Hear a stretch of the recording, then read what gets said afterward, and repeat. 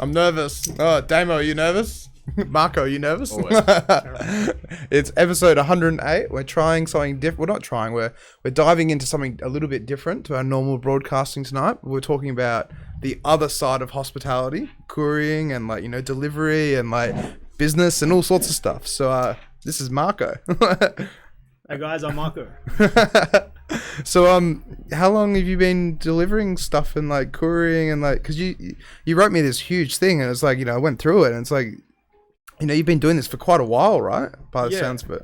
Started back a couple years after high school in 2016, so it's going back a while. Just saw an ad in the newspaper when people used to post jobs in the newspaper, which is kind of obsolete now. I think most things on it's all Facebook and marketing, or it's all it's all online now kind of thing. Yeah. So but anyway, back in the day when people used to post ads on in the West Australian, just saw an ad and kind of captivated my interest. That was about 2006.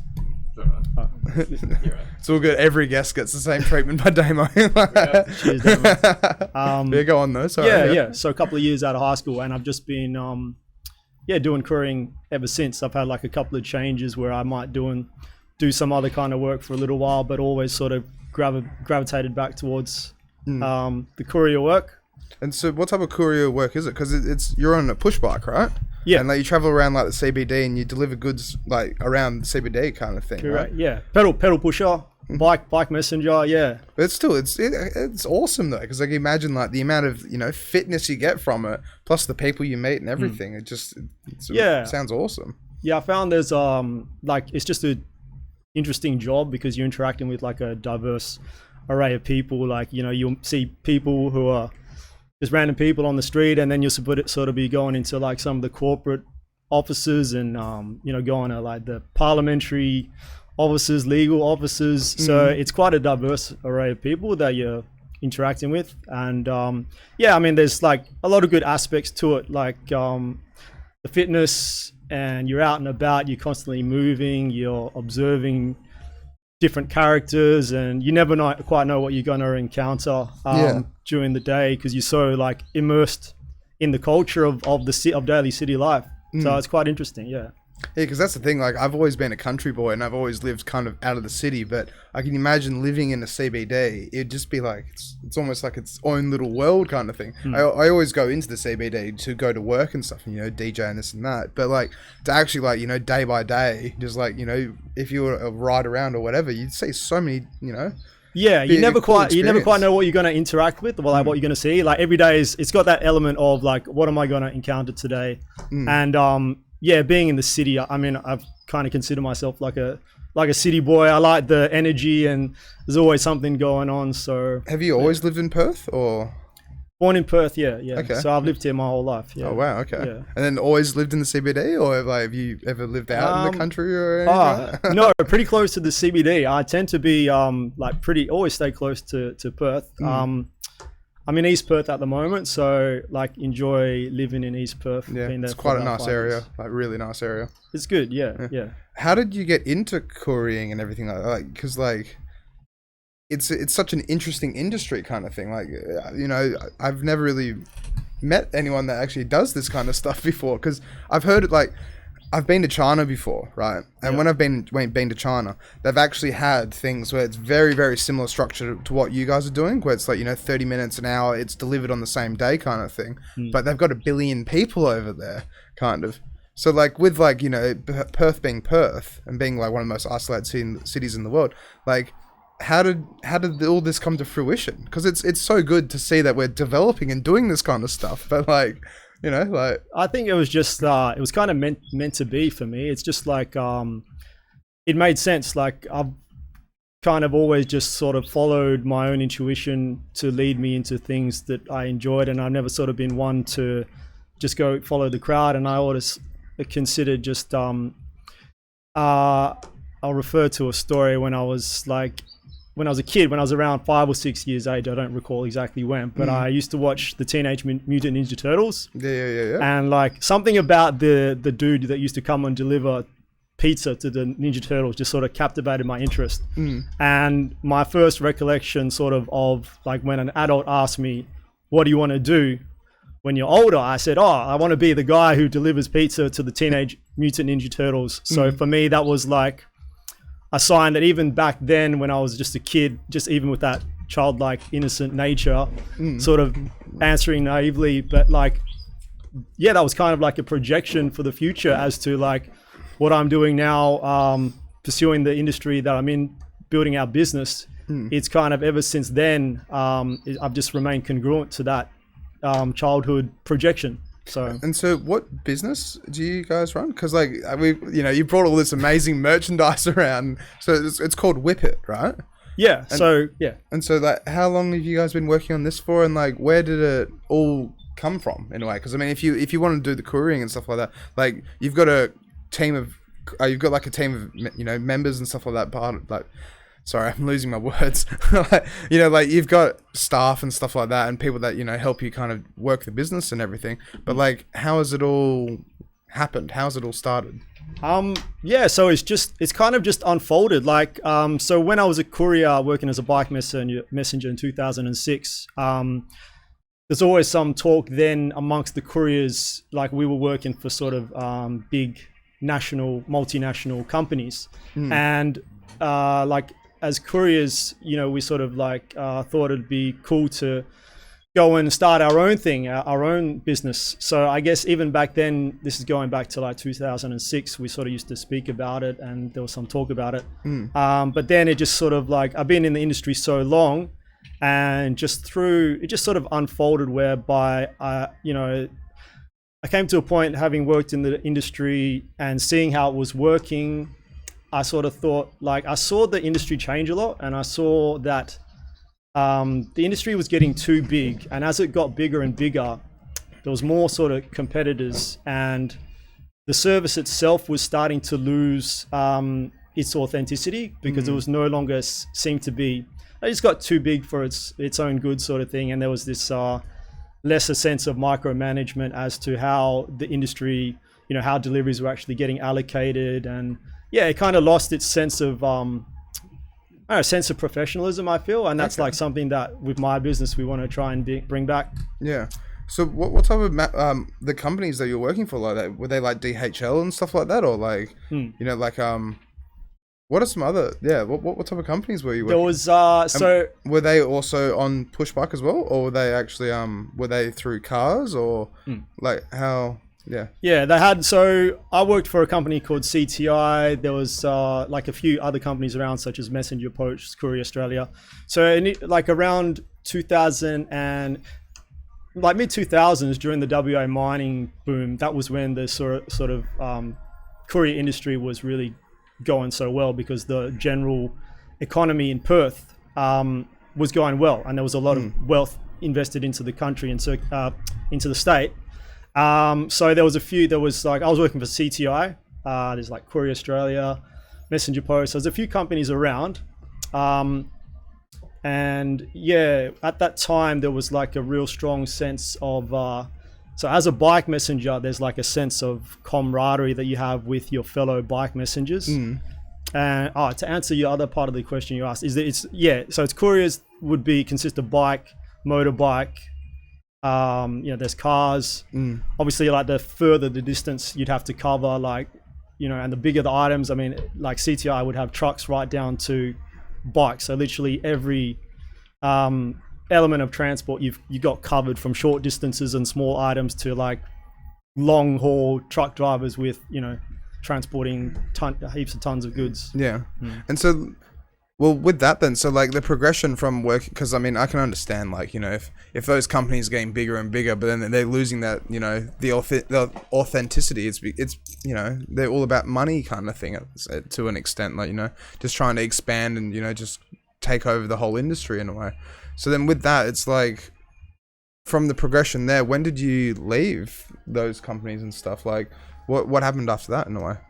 Well, yeah, like I think when things get so big, they tend to not so much be concerned about like the actual product that they're offering or the service, but it just becomes this sense of like, how big can we get? And this sense of, like just expanding at whatever cost, to the detriment of the service.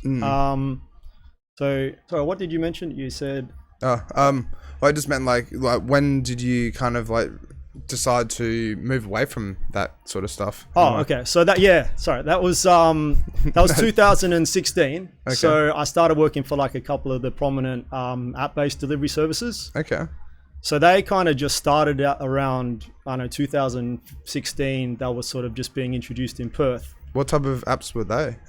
Like what were they, like Uber kind of thing? Or? Yeah. So there's a couple of them like Uber and Deliveroo. So I was working for them. Yeah. And so that was like when we saw the introduction of app-based delivery and on-demand, which was sort of like an innovation on the previous services, which were already existing. Yeah. So I just, having worked with those two people, to these two companies, I just got like a bit of an insight as to how they were running their service.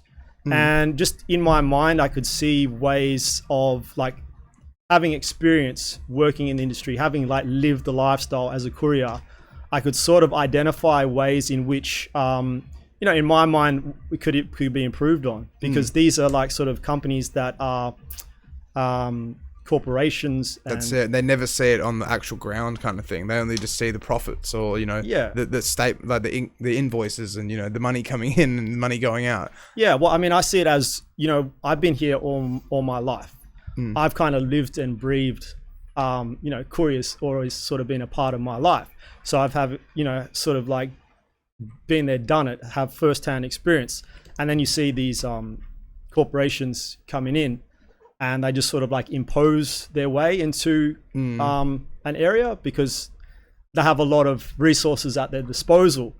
But just because they're, very big and they've got a lot of money to throw around potentially, they haven't necessarily got that duty of care and attention to detail as someone who's, started from the scratch and literally been in the industry so long, knows how it works.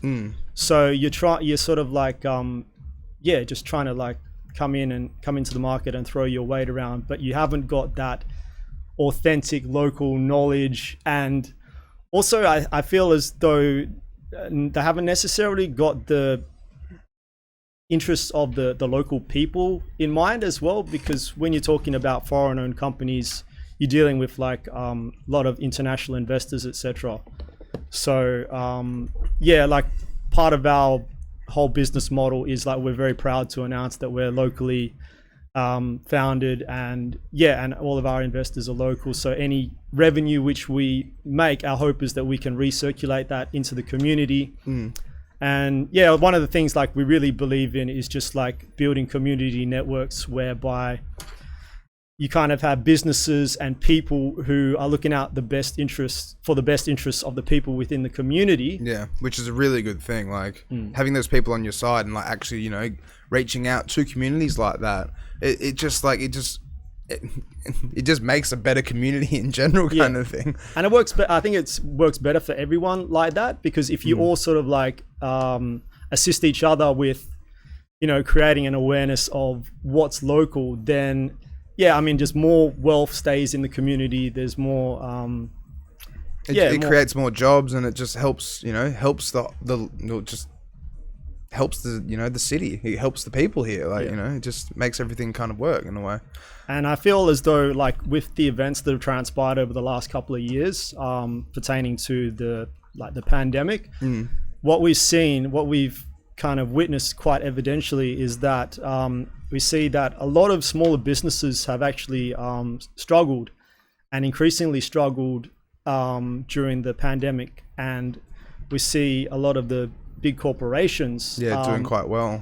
So it's kind of further divided, like, the people who are trying to do it tough and just sustain their living, and the people with a lot of wealth. It's just kind of the polarity is just further separated. That's it. The rich are getting richer, and people trying getting into the industry. They're finding it a lot harder because it's just the rich aren't letting them in a way, almost. Gobbling it all up. So with the company WhippIt, so where did the name come from? Like, and like how did so you were doing, couriering in 2016 for like, Uber Eats and like Deliveroo and stuff like that. Yeah. But then like, how did you transform into what you're doing now? Because the business hasn't been launched yet, right? But like, it should be launched this year, right? Or Yeah. hopefully. So we were running. We were operating back in 2017. So we've been closed. We were operating for about 18 months. Yep. Since then, we've been on like a hiatus because we've been very productive in those. Well, it's been about 3-4 years now since we closed up shop for the time being. And sorry, you asked me something else. Well, yeah. What happened between 2016? Like, how did WhippIt kind of come about in a way? Okay. Because like if so, you started in 2017. You went for 18 months, kind of like, and then so like, how did it all? Okay. Yeah. Yeah. Sorry about that. No, that's all good. Yeah. I'm just trying to get to the crux of your question. Yeah. So, I was working for these app-based companies, and then the first thing I started doing, I actually had this. I came to this kind of like moment of realization where I had this. I was sitting down, I was meditating, and I just sort of like had this moment of pure clarity where I felt like everything which I had experienced beforehand had led me to this moment of pure clarity. That's the best way I could describe it. And I recognized that everything past, present, and future had led me to this path. So, I felt like a strong calling that WhippIt was paving the way, and I saw that as like a venture which I would set about as my mission, into the next decade and beyond. So something for the long term. Yeah. So once I sort of had that moment of, okay, this is what I'm going to pursue, my first port of call was to, first thing I did was I started speaking with some of the bicycle messengers in Perth and just networking and sort of brainstorming, just catching up at coffee shops and regularly, and then just sort of just building in ideas. And then once we had established, what we're going to do, came up with the name. So WhippIt is like, it's like the dog, the greyhound. Yep. So wanting to exude that sense of like speedy delivery, because whippets are like very fast-paced animals. Yep. So I actually didn't know that. With WhippIt being like related to a dog, I thought it was just it was just a cool name kind of thing. Yeah. So it's catchy, right? Like it's like a breed of greyhound. Oh, so it's an actual breed of greyhound. Yeah. Oh wow. Okay. Yeah. I had no idea. That's where the name I just thought that was a really cool mascot and it's a really cool name. No, it's all Yeah.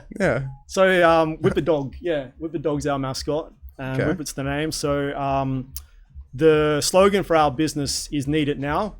So the idea with the catchphrase "Need It Now" is we want to iterate this notion of, if people need someone, if they need something, they need it now, they whip it. So it's kind of like WhippIt's kind of like a catchy thing. Yeah, no, 100%. Yeah.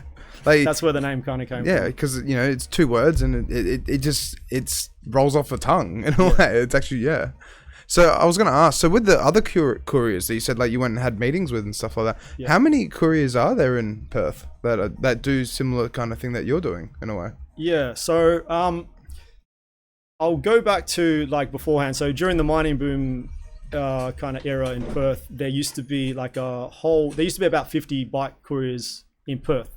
That's actually quite a lot in Perth, to be honest. Like that's a good community. Yeah, it was booming, and so couriers used to be like very tight knit, because you'd sort of like go to work, you'd see, you'd see your mates and you'd sort of hang out, and everyone would socialize after work, and it was really quite a tight knit little subculture of couriers. So everyone would hang out and associate, and it was all like kind of like this culture that everybody was doing the same job and everybody experiencing like similar challenges.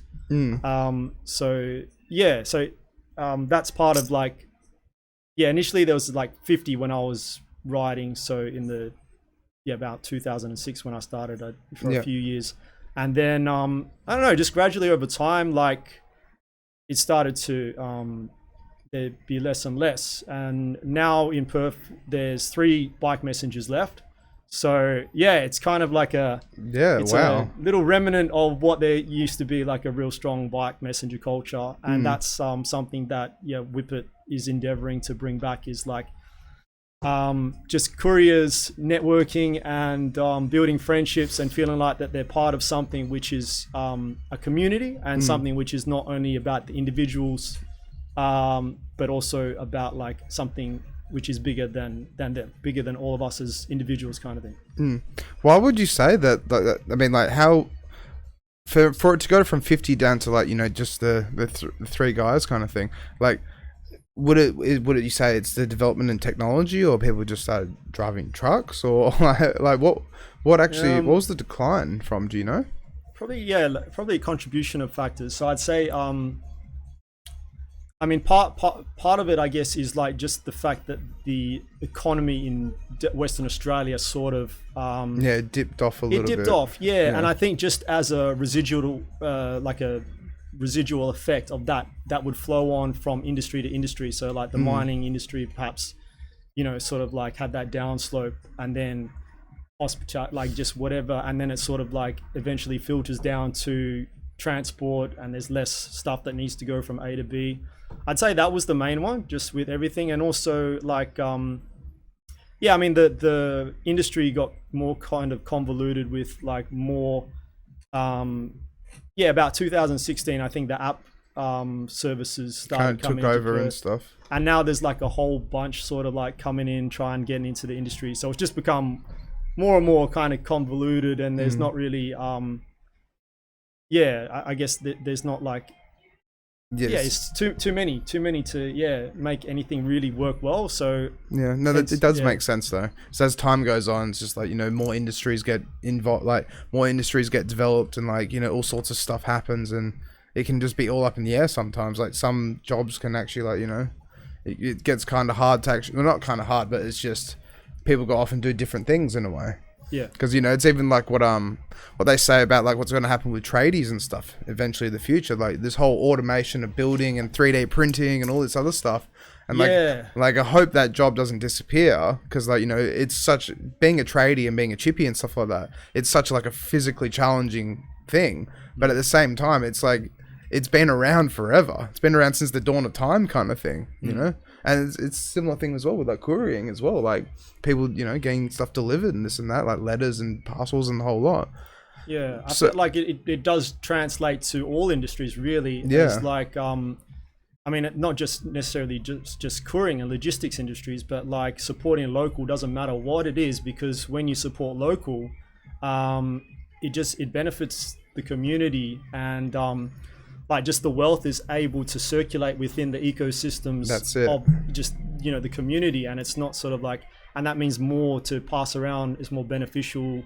Everyone within that community kind of benefits. Whereas if you're sort of outsourcing, it's kind of like this global economy dynamic, that everything's just like, you know, if you need something, you can get it from overseas. That's it, get it from China or get it from Taiwan or, you know, Japan or something like that. But so I feel like now, especially like the last couple of years, just highlighted the kind of need for us to come back and local sustain local community. Well, that's exactly it. But that's the thing, is like if things were to go sour with, like, you know, international relations and stuff like that, you know, most countries would be pretty stuffed, because China makes a lot of stuff. So like there's, you know, quite a few different countries out there that if they just decided to go, no, we don't like you anymore, like people would be like in a not so good situation. That's exactly it. They don't know where to get stuff from, and that's it. Like imagine if we pissed Japan off, we wouldn't get cars anymore. So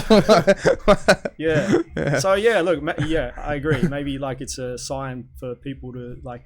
Well, even after the pandemic, it showed when we went into those first couple of lockdowns and like how this, you know, everything happened in a way. It showed that we need to focus on our own countries in a way a bit more. Like you know, get development going, and actually, you know, instead of outsourcing, in-source.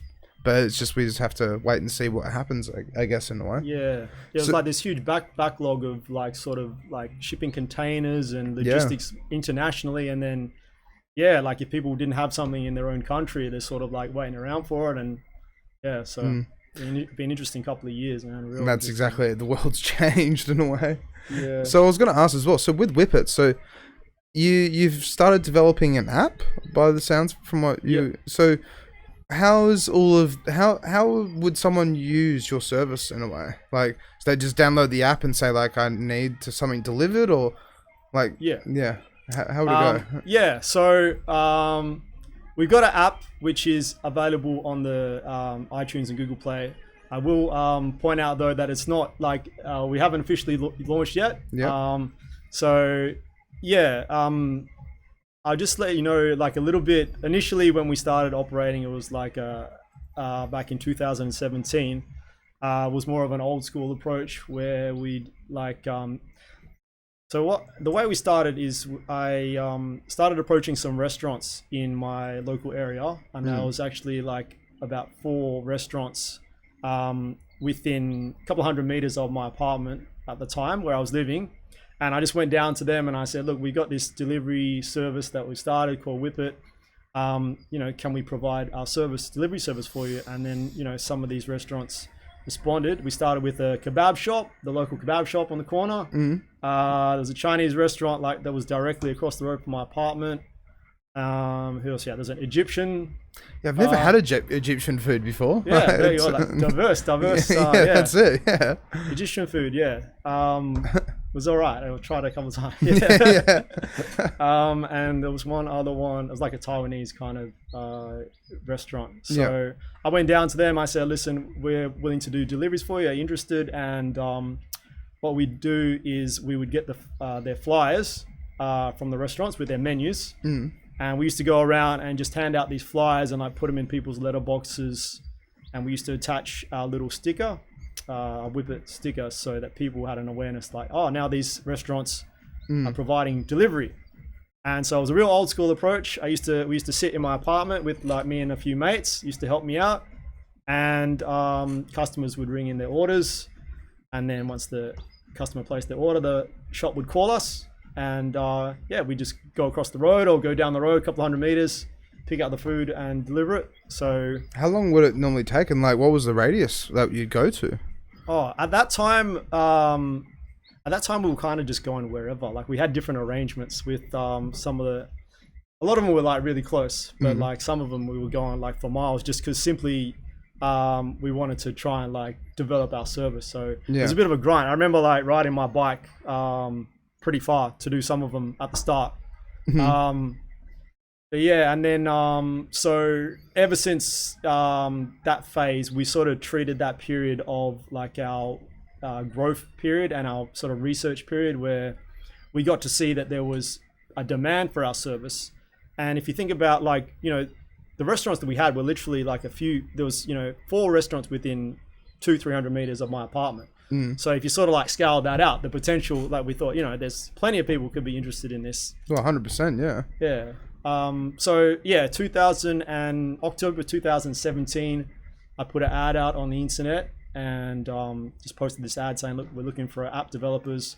We got inundated with all these responses from like India, China, Eastern States, USA, just all over the world, all varying prices. And then what happened was a close friend of mine sort of saw what I was doing, and he was just observing what the business endeavor that I was embarking on, and he took an interest and he decided he wanted to partner with me. So I said, yeah. And he had a cousin who was, he was about 21 at the time. And he's a bit of a IT whiz kid, one of these guys who just, really switched on. His computer, So we got him to come as a partner, and he started building the app. And he also had a business partner of his own who came in. So yeah, it was literally like a close friend of mine who came in as a partner, and his cousin and his cousin's close friend. So it was very sort of tight knit again. That's good. That's the way it should be as well. Like when running a business, because you gotta have faith in your colleagues, kind of thing. Like you gotta, you know, make sure that nothing happens. They can screw you over or do this or do that or run away with your app or something like that. I kind of like. I think there's when you're going to partner up with people in a business, I actually kind of like the idea of partnering with friends, because you all sort of have a vested interest in one another. So it's like, and you also can trust them because you sort of know them. But like, it's kind of got that extra incentive of, oh, I want to do well because this is my friend, and if I do well, then he'll do well, kind of thing. Yeah, so it's kind of like this self-fulfilling little group. As you know, if the business does well, we all benefit, and you want your friends to be a part of the journey with you, kind of thing. So that's exactly it. Sky's the limit. And then, like, you know, if you make it, then they're like, you know, I'm so happy I was a part of this kind of thing. Yeah, and like actually, who better would I want to like bring with me on the journey than like my close friends whom I know well, kind of thing. Yeah. And so with the app development, so then how did you guys go about like making the app? Because if, you know, your mate's cousin, he actually, you know, sat down, like, you know, is designing it. Did you have to do like a plan of like, you know, this will be the home screen and this is what you can do and this and that? Like, what are the kind of the restrictions and what are the things that you've been able to implement into the app? Well, one of the reasons that we went with Alex, not only because he was Daryl's cousin, but like we could also sort of sit with him and like I could have that input as to how the app would work, just because, you know, he lived close by. So it was a lot of just me spending time with him, a lot of meetings, just like dictating, oh, this is the functionality that we want to have for the app. And just as we had spent more time together, yeah, I guess it just grew and he got more and more of an idea of, you know, how the app was going to work. Yeah, it came together like that. So it was quite a big undertaking for Alex because I think just building these apps, like there's so much time that goes into it, so much, like I'm not a IT person myself, like I haven't got that much knowledge, but like I recognize that there's just so much time and details and stuff that goes on behind the scenes, like all these programming. It's like this massive jigsaw puzzle with so many elements. Yeah. So I've actually downloaded an app development program before. It was like Android API creator or something like that. And oh my God, it was like another world. Like it was just like learning a language kind of thing. You might be able to pull it up, Damo. Like it honestly, like just looking at, I just downloaded it and then started watching tutorials and like, this is so hard. Like this is out of my scope. I don't know how to bloody work this. Yeah. I think in a way, like initially we sort of got ourselves in too deep. Like we didn't know what we'd gotten ourselves into, like, because we got two guys who were pretty much doing the work of, like, sometimes people have got teams and teams. That's of, it, yeah. Like, they have like a whole IT department kind of thing. So this is one guy, and like, so the project, the time frame was massively under exaggerated to start with, and we just sort of like encountered numerous setbacks and yeah, just like, you know, like this, you get so many errors that could potentially go wrong, and then it's a matter of fixing things and then something else goes wrong.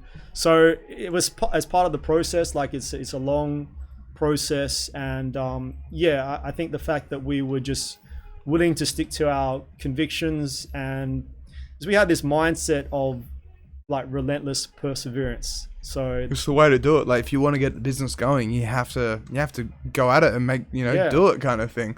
Because the only person that can really do it is like you and your mates kind of thing in a way. Like yeah, and we just had the willingness to like just continue to persevere like through it. Like you know, there was times when it would like get frustrating because, you know, we're gonna push and then we're gonna start now, and then that'll get pushed back like 6 months, a year, and then like you keep projecting like, okay, this is the time when things are, you know, aligning, but then it'll get to a certain date and then something may arise. Yeah. Well, you know, everyone's got their own life in a way, and so many things can happen, you know, get girlfriends or this or that or whatever, and then, you know, life happens kind of. So that's it. And you still got to, you know, find time to exactly live life outside of the business. Can't all be about just the business. Still got to have those other outlets and things to focus on as well. Yeah. So with the app though, so like how would it function? Like, can you give me a rundown of like, you know, you download the app, but then how would you use the service kind of? Yeah. So download the app.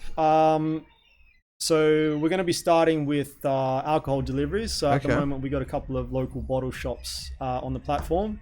So yeah, we're starting with alcohol. We noticed like people sort of like... Yeah, people would love that. They're at the party, they're drunk and they can't drive. And they're like, all right, you know, how do we get booze to the house kind of thing. So they can whip it, their alcohol. So then would they just go on the app and then it'd have like the suppliers kind of thing, and then you click on that and then it'll go into the suppliers and what you can get in a way? So the way that I describe the app itself is it's a I describe it as a centralized marketplace, and it's an online presence for like stores who may not necessarily have delivery.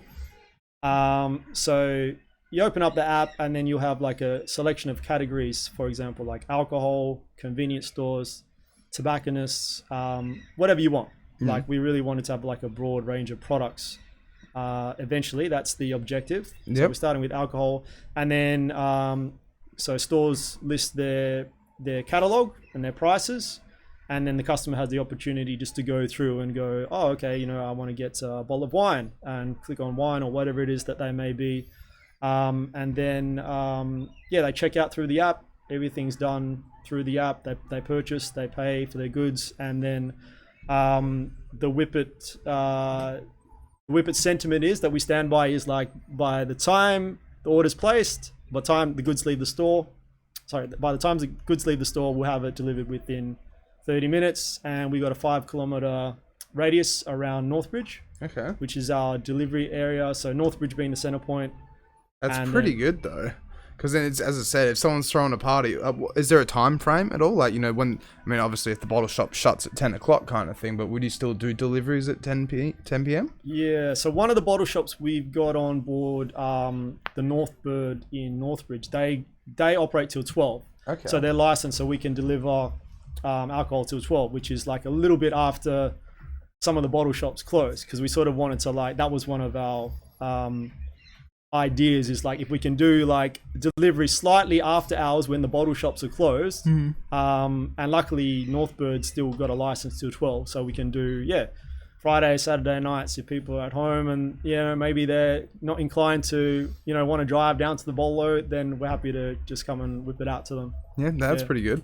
Is there like a delivery fee at all? Because you know how that's said with Uber Eats, and they rip you off and it's like $8, and then they charge, like, you actually get the restaurants to add their own little on top of it, because they have to pay something like 5% or something like that to Uber or something ridiculous. Like, is there like a small fee for you guys at all? Or? So the way we designed it is we tried to make it friendly to the businesses of Perth. So we just kept it as a flat rate fee. So for our like 30-minute delivery, it's $10 delivery, flat rate to the customer. Yep. And then we actually charge the merchant just a small $2 per delivery for the service. So and $2 is nothing. That's completely fine. Yeah. Because like I was saying before, like with Uber, it's like they've literally, like, some restaurants I've noticed that, like, say for example, if you get a Zambrero's burrito that's across the road from me, right? They're on Uber Eats, it'll be like $16.50, $17.50 for a normal burrito. But you go in store and they're like $12. Yeah. So I think what some of the, like, because these companies that we're talking about, they tend to like charge a percentage to the merchant. So then what the merchant will do is they'll mark up their prices on the menu to like make up for the difference. Yeah. So our approach is like we sort of wanted to provide a better alternative for the businesses to be, like sort of more fairer across the board for them. And then that way, by charging them just like a small set fee, which we think is pretty that is very modest, honestly. Because look, our approach is we're not sort of in this to we're in this to help Perth businesses, and not really, we don't want to take advantage of them and charge them excessively. Well, it's like what you said at the beginning, it's to help the community and keep the money within the community. Within the community. And that's like, that's the best way to do it in a way. Because then, like these multinational companies come in, they just kind of ruin everything for everyone.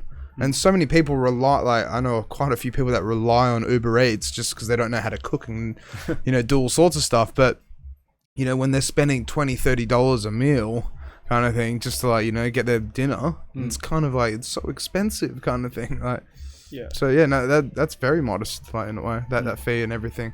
So then when will the app be out, and when are you guys planning on launching it in a way? So look, looking to, at the moment, we're doing some stress testing of the app. So the app's being completed. God willing, I hope it's out and available for people to actually use the platform. I don't want to say exactly, but like in the next few weeks Yeah. to like very soon. I wish I could give a definitive answer that's on completely that, but fair like, though. like, I just wanted well, sorry, you go. yeah, no, I'm just gonna say I just wanted to come in, like, just build an awareness. Like, if you're watching, like, we're gonna be eventually relaunching WhippIt again in 2022. Yeah. God willing. That's the thing though as well, because when it comes to running a business, like, it's so hard to stick to a time frame sometimes. Like, so many complications can happen, or this or that. It's like what we were saying before, life can happen, but if you stick to your guns and you get it out there, then you'll get out there. So I feel like there was a lot of times where we could have just sort of like gone, this is not going our way, it's getting exhausting. But yeah, like, I honestly think that, like, worthwhile businesses that are sort of like around for a long time, like, that's just something that you got to go through, is like those periods of challenge, and it's that perseverance which actually is the making of something which is sustainable. So yeah, I feel like we're building the foundations, and the fact that it's taken so long is actually, in a way, it's been a beautiful thing, because we've been able to really create an awareness of who we are, like, to ourselves, and we've been able to develop a long-term plan and really what we value. And so, like, I just feel like we have a strong sense of identity because it's taken so long. And that's a good thing though, because like, if instead of just going, okay, let's just launch the project, you actually take your time, and you're learning along the way, and you're figuring it out, and you're making it happen, kind of thing. Yeah, so I'm treating it as like a blessing in disguise. Like, it's taken a long time, but good things take time, I think. And, I agree, 100% agree. Like, yeah. So then with that as well, so like, how many people are in your crew? So there's just the 4 of you in a way? Yeah, we got one other mate who's like now come on as a partner, so it's good because people have shown interest. And I guess like, in terms of developing the courier fleet itself, the riders, it's just going to be starting from my own network of like friends and people I know, because I've spent so much time in the industry. Yeah, like, I just know who the best couriers are, the best riders who've been around for a long time. And I've also sort of been going around and like just getting an awareness of like, oh, there's someone else riding a bike who looks like, so I'll just go, here's a card, man, if you're interested in coming to do some work for WhippIt, then flick me an email. And so if there's any potential couriers out there who are got a bike and looking for something to do on weekends or in their spare time, then drop us a line at whippit.net.au. We'll get in touch. And work it out, kind of thing. Yeah. So, and then, so with the back end of it as well, so like, how would you go, like, so you've got someone who's developing the app in a way, but then like, what are the other roles within the business? Because like, you're obviously the director kind of thing, like you're the guy with the idea, and you've come up with it, and like, this is your baby in a way. Yeah. But then how do everyone else fit into the picture, kind of? So yeah, I'm the founder, I guess. I've got the courier background, so I've got that fundamental knowledge of the delivery industry in Perth. And then when my good friend came on board, he's got like a business degree. He's sort of like been involved with some businesses himself, so he's got a bit of first-hand experience, and he sort of knows some of the things that you need to know running a business. Then Alex, who's the app developer, he's like our head of IT. Yep.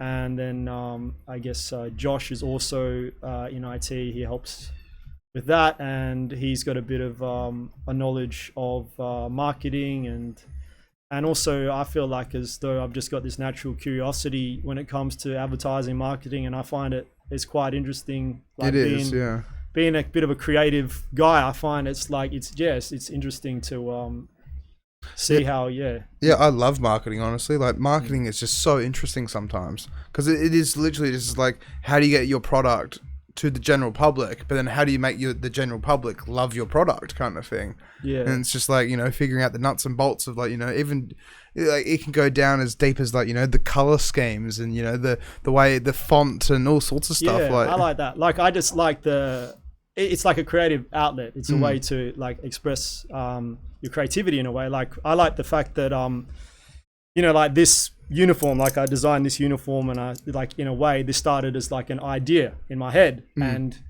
like the colors, like the red and blue, my two favorite colors, and then I just like to just watch it kind of unfold just from idea, something in your head, and then you actually see it as a tangible thing, like like a sticker, and like this started as an idea, and then eventually it's tangible object, and I just like seeing that process, and it's just an interesting unfolding to observe, and then to see people reciprocate that and go, yeah, that's a cool idea, that kind of further enforces that I'm on the right track, hopefully. How far do you see the business going? Like not going, but I mean, like, how big would you want it to grow? Kind of like, would you want it to do like the whole of Perth potentially, or even like do Australia wide at some stage, or would you ever have ideas of expanding to the East Coast or anything like that eventually? Or so the approach that we took was like, we're starting initially with our CBD and the surrounding suburbs, but we sort of always, I guess eventually it's like this model is scalable, whereby if it works well someplace, we can always take it elsewhere. But yeah, I can sort of see like hubs in different areas. Like there's a couple of prospective areas that are sort of untapped. I feel like potentially like Fremantle would be a great sort of like little 100%. Hub for us in the future, because there's a lot of like small business there, and there's like a real sense of community there. That's it, and it's not really spread out. That's the thing, is that from say Perth to Murdoch, it's quite far, like for where we are, but then in Fremantle it's just almost like a little CBD hub itself in a way. So many people live around like the main strip, it's ridiculous. So yeah, and by taking that like sort of small delivery area, you can replicate that elsewhere to like other suburbs where there's a hub, and it's sort of like it's keeping it communal, like it's keeping like, because all the restaurants are in a certain vicinity. Exactly, yeah. And then it's like, so I don't know, prospectively, there's potential to develop it elsewhere, I guess. Yeah. Then so how does it go, like how do you guys go with like delivering food and stuff like that? Because like it come out in containers and stuff, but like you've got your little aluminium foil bag. And so like how, because I mean in 30 minutes then your food's still warm, I can imagine. Is there any times that if you that you'd ever go like because of like I don't know, not environment, like it has, would you reckon there'd be any potential that it could be longer than 30 minutes for a delivery, but like I don't know, 40 minutes or something by accident? Not by accident, but like just because stuff happens, because things can be unpredictable in a way sometimes. There could be a car crash or a roadblock or something like. Well, I think like with the area we've got, we sort of like worked out that from which point to the other point, like 30 minutes at the most. I guess there's always like the unforeseen circumstance whereby it may take longer, but hopefully not. Sorry about that. I can't have worded that right. If you do, we'll sincerely apologize though if that happens. So like you're currently doing like, well, when you start up, you'll be doing mainly food and tobacconists, and like you'll be doing alcohol as well and stuff like that. Just alcohol to start off with. Exclusively alcohol. So our hope is like, we really want to get as diverse array of different online stores. Just like, so our initial thinking when we started the business was like, whatever people want, like we're happy to deliver whatever it is, kind of thing.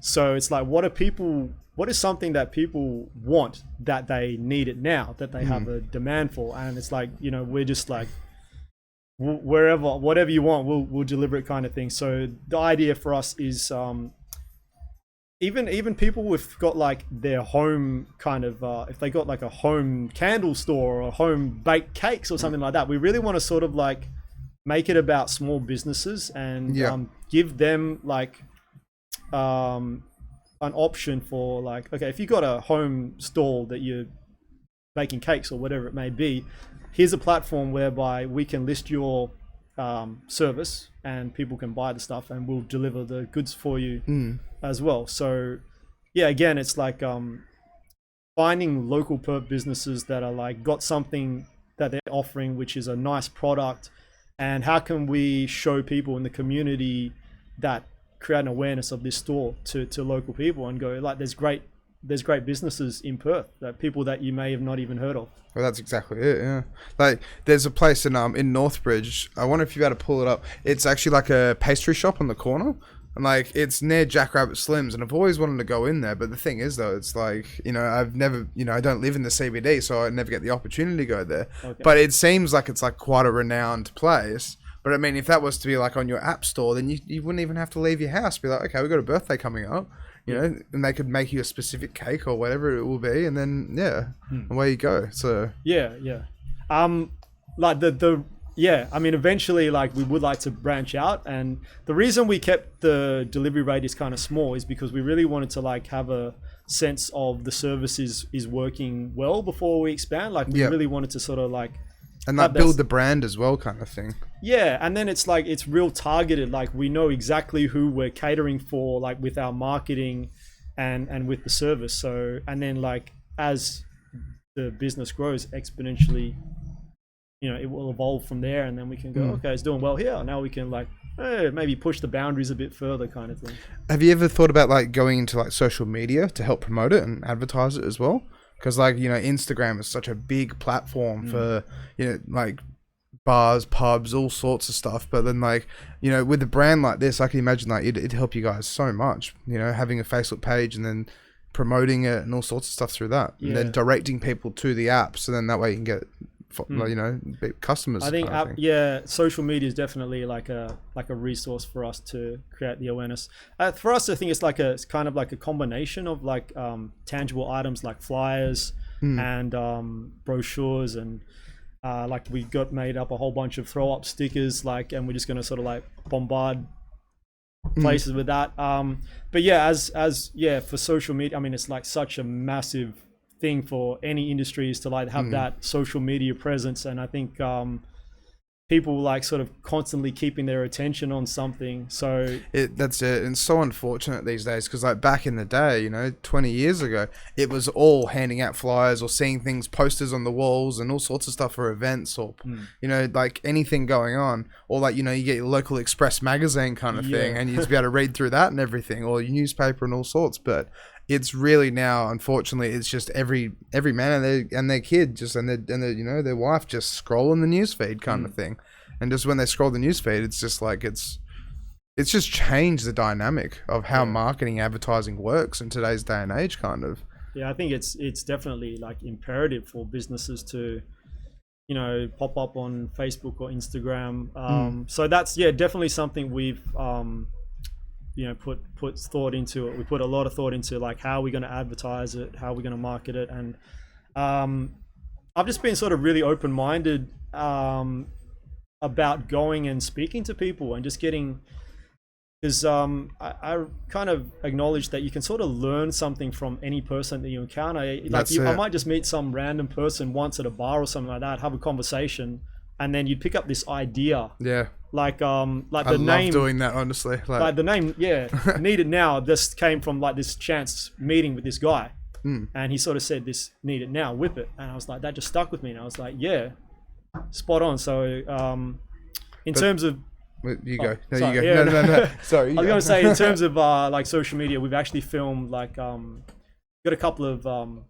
advertisements that we filmed like when we do launch, which we're going to be posting up a lot. And I guess just being active, like me being kind of the face of WhippIt, like I just see myself like you got to be like a content kind of creator, and you just got to be sort of like constantly on people's radar sort of thing. Like, that's exactly, you just have the material to just keep pushing it out so people, you know, people don't forget you kind of thing, because it's so unfortunate, but it is like, you know, on social media that if you don't post for 3 weeks, then you just kind of go up, you go down the ranks or whatever in like the social media ladder or whatever it is. And then it's like you kind of just have to try and push your way back up in a way, almost. It's like that, right? It's like people's attention almost is like if it's not constantly on their radar, you're kind of forgotten about pretty quick, I guess. Yeah. So I was actually it's quite interesting because I was talking to a friend of mine who does marketing for a company I work for, and they actually developed a survey for their business, right? To like, people like, just go, okay, how did you like the food? How did you like the drinks? This and that, right? But then apparently it's like they had to really simplify the survey because like they made it as simple as possible. But then it's like when they actually sent it off to actually, get like, reviewed and processed and stuff like that. And the managers and the boss was just like, it has to be more simple because people won't understand it. Okay. People don't get it. Like, right. But it's getting like that, unfortunately. Like, like it's such an interesting thing, but social media is like, it's kind of making people dumber almost. Like, it's I agree. I feel it's like so people's unfortunate. attention spans are getting shorter, right? I mean, it's just the generation we're in, kind of thing. Yeah, it's like, the generation. Yeah, yeah. It's so interesting just to see what's going to happen though. Just the way everything is developing, and like, now we've got this whole metaverse thing. Everything's going digital, and it's just, we will get into that another day though. Oh, man, would you ever consider like, because I mean, I know you're doing it courier on bikes as well, right? Would you ever go to like cars, or like, I was talking to you before, maybe like the whole idea have drones are a bit detrimental, but at the same time, it's like it's then and there. Yeah. So we got car, push bike. So you do cars as well? Bike. Yeah, we do cars, yeah. But yeah, like one of the things I feel as though we've got somewhat of a responsibility towards is, through the business is we don't want to get into drone delivery and that's automated cars and stuff, like because there are some companies that have implemented that in other countries. That's it. So yeah, hence we sort of like feel like we want to just we don't want to make people's jobs obsolete by robots. I really want Damo to pull this up. Can you pull up the Amazon blimp and all the drones coming out of it? Yeah. Like, have you ever seen this video at all? No. It looks like something out of Star Wars or something like that. Like, it is just crazy. It's this blimp that's just flying over a city, and all these drones have packages, and they're just going out everywhere. Yeah, right. And they're literally going to all these people's houses, but it's Amazon. It's Jeff Bezos and all his bloody money. Greedy man. But it's just crazy to see this, because that's happening in America now, where like, delivery, postal kind of people, all that sort of stuff, it's becoming obsolete, and it's not cool because people lose jobs. Like, look at this. How crazy is this? Wow. I haven't seen that before. Yeah. I'm not surprised by it though. No, I was aware that like this stuff is going on. Yeah. That's Amazon for you. That's like out of a Star Wars, that's out of a sci-fi film.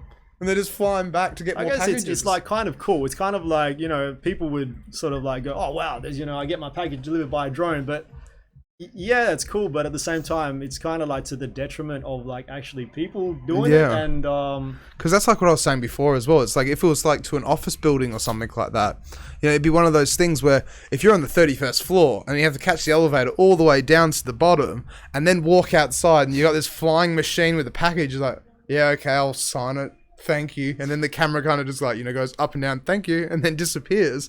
Compared to someone actually like, like yourself, if you go up to the 31st floor and then save the time, they don't have to leave the office or anything like that. And they go, okay, human interaction. Yeah. How's your day been? Exactly. Yeah. Although I did like think it would be cool though if we could have like eventually, rocket packs we could like strap to our back. Oh yeah. That would be kind of niche, but I think we're a long way away from that. That's it, like 20 years maybe. You still get that human interaction because I think that's the most important thing. Like people is human connection, human interaction. I can just imagine like doing the deliveries and like the amount of time you've been doing this, you would have met so many people, socialized, networked. Like it's just like would have been such a cool experience going delivering these packages or letters or whatever you're delivering, but then actually chatting to these people. And if they order, like, have you ever had like locals in a way, people that actually like order things maybe once a week or once a month, and you go see them again, be like, what's been happening? Like, that's one of the beautiful things about it, I guess, is you're seeing these people like on a regular basis. You go and drop off your package, and you'll strike up a bit of a conversation, and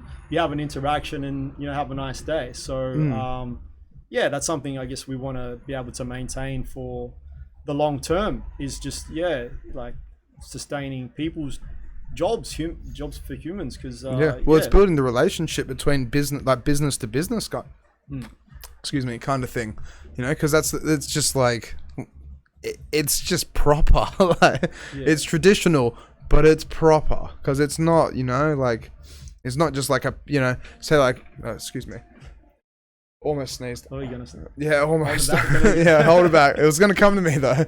But like, you know, even with today's day and age, where like if you order something online and it kind of just gets left at your front door, or you just sign it and they'll say buy, and that's it. Like it's like even if you sign it, it's like through say Oz Post, which is, you know, it's an Australian wide company. It's not really, you can't really build friendship relationships with these people because like you try to, but then just be someone else next time. Then it's always just rotating almost kind of thing. There's something about having that face-to-face interaction that like like that's something that we want to make apparent is not only the job that we're doing, but like also the people, and you know, not just looking at them as like, oh, here's your courier, but you know, here's John or here's Steve or whomever it is. Exactly. Like, putting an identity to that person.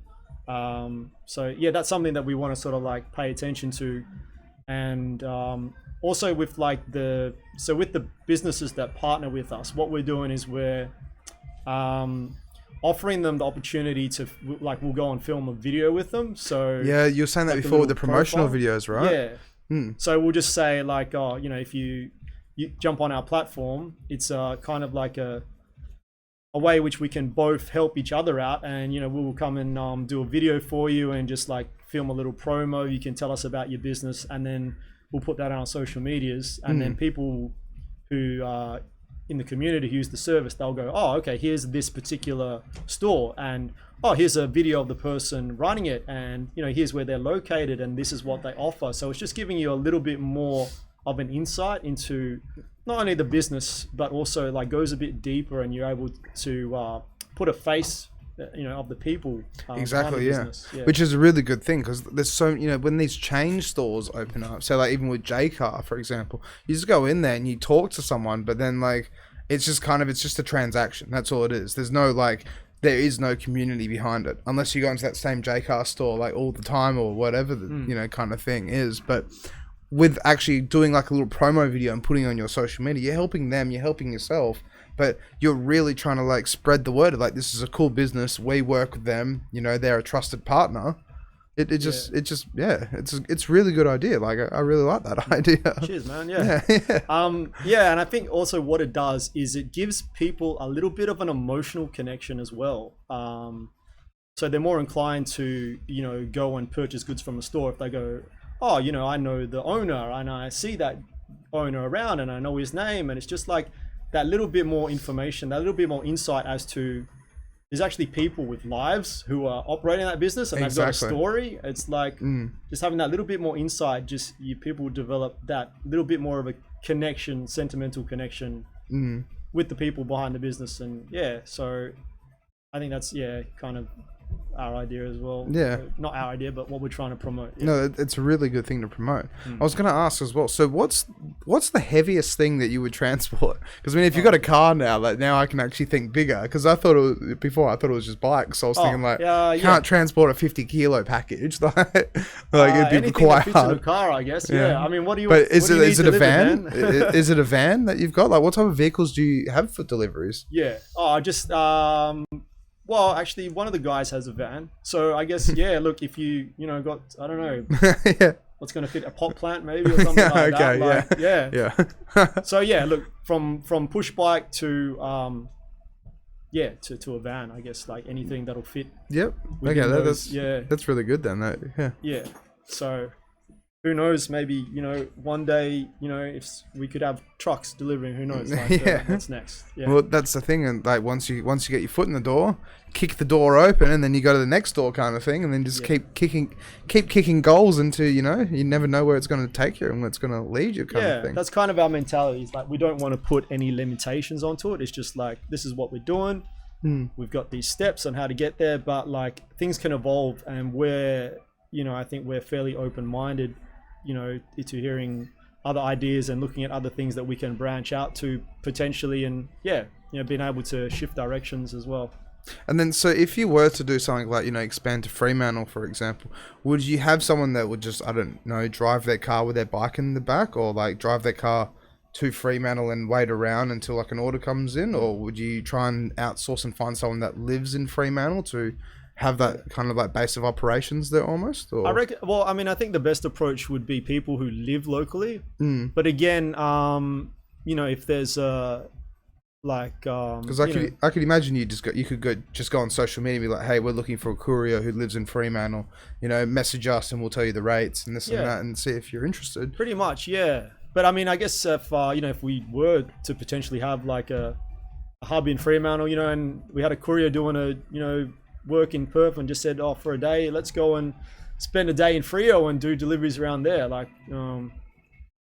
haven't put a huge amount of consideration into it, but potentially, you could just sort of like go to different hubs and spend a day here. But I reckon, just having people who like live locally as well, so that if they're nearby, and it just makes it easier. Yeah, and then also it's helping the community as well, because if they live in that hub, then you're instead of going from hub to hub, it's like it's within locally kind of thing.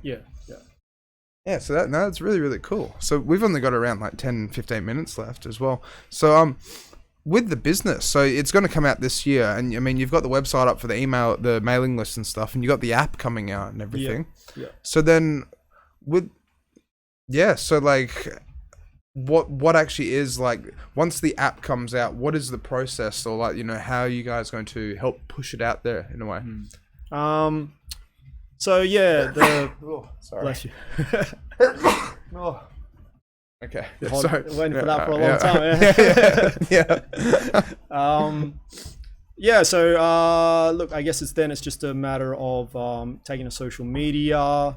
We got a whole bunch of I got like 5,000 flyers sitting in my house that have been sitting there for a long time, which we're going to sort of dispense in the area, and we're going to be doing like a bit of a promotion to a lot of hotels. Okay. Yeah. So there's like a little project with that we'll send out all these brochures. So they're sitting in the flyers at the hotels in our delivery area, and then people who are spending time in the hotels can get an awareness. Yep. So yeah, multiple things. Also got like a couple of advertisements. Like there's people will get to see WhippIt Dog, our mascot, doing I've written a rap song. So very nice. Yeah.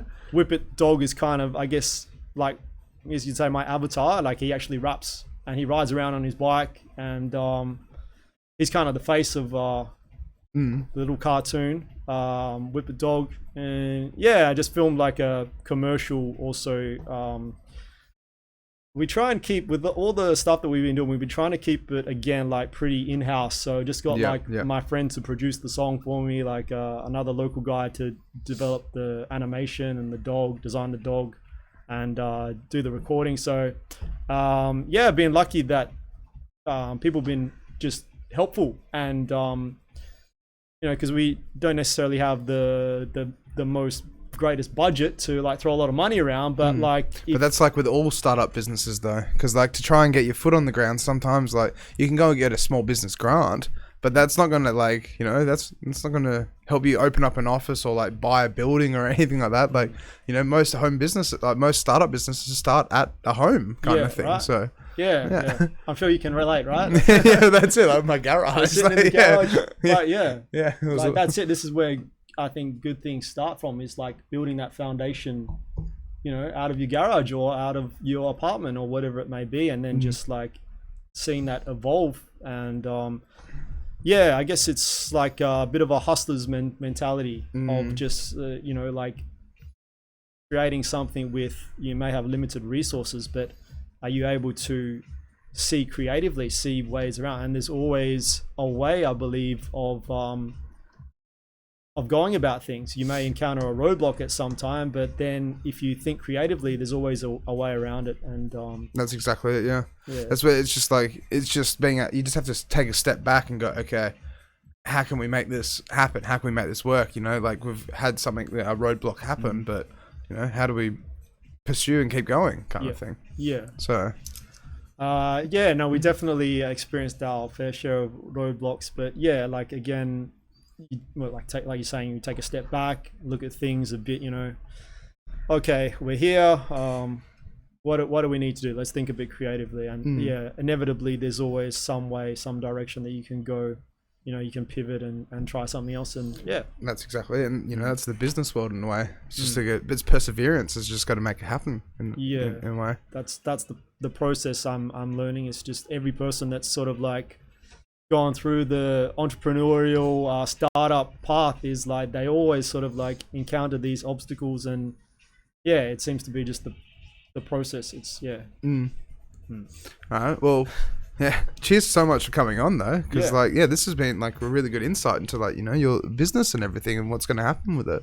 And then like in a year or 2 years or so, I can get you back on, and then we can actually talk about the business being established and everything that's happened since then, kind of thing, since now.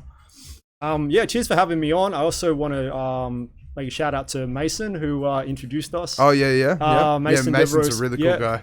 So he linked me up with you for the podcast. So thank you for having me on. Yeah, no, and of course. Thanks to Mason for linking us up. And Mason's got a YouTube channel as well. Funnily enough, my camera guy over there, Damo, has actually been on his podcast. Oh, okay. Yeah. Oh, yeah.